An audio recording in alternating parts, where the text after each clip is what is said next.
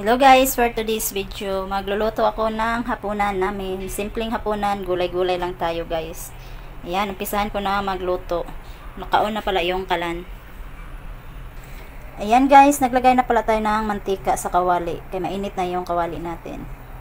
Ayan guys, ilagay ko na yung kamatis. Ayan, gisa-gisa lang natin guys hanggang sa maging paste na yung kamatis. Lutong-luto na talaga. Lalabas yung katas ng kamatis. Kaya yan yung inuna ko muna siya.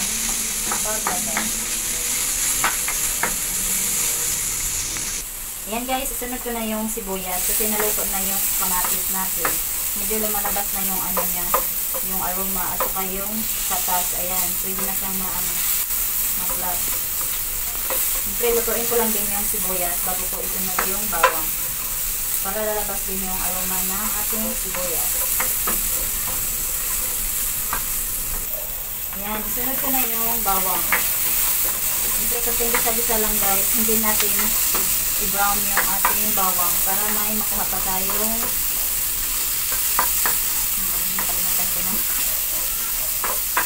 vitamins guys. Siyempre, para meron pa tayo makuha ang vitamins galing sa bawang. Kasi pag na-brown na siya, hindi na siya makabigay ng vitamins sa atin. So, ayan.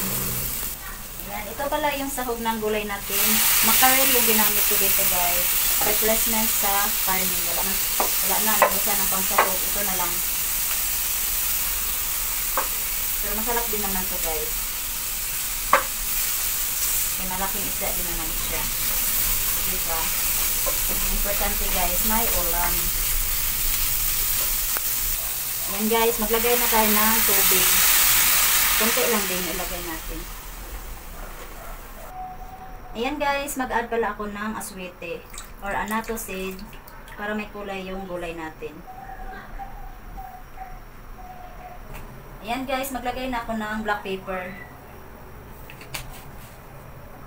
Ayan guys, tatakpan ko lang din siya muna. Papakuluin ko lang muna siya bago ko ilagay yung gulay na upo. Upo pala yung niluto natin. Ayan guys, dahil kumulo na yung niluto natin, ilagay ko na yung upo na gulay. Ayan. Sarap na tingnan yung gulay natin. Kahit hindi pa natin natikman. Ayan, kung gusto nyo madalian na ulam, gawin nyo to guys. Mag-add pala ako guys ng liquid seasoning. Dagdag panglasa sa ating gulay. Ayan guys, tinakpan ko lang muna. Ayan guys, magtimpla lang tayong konting asin. Konti lang guys, kasi may kakaing bawal ng maalat. Ayan, luto na yung gulay natin.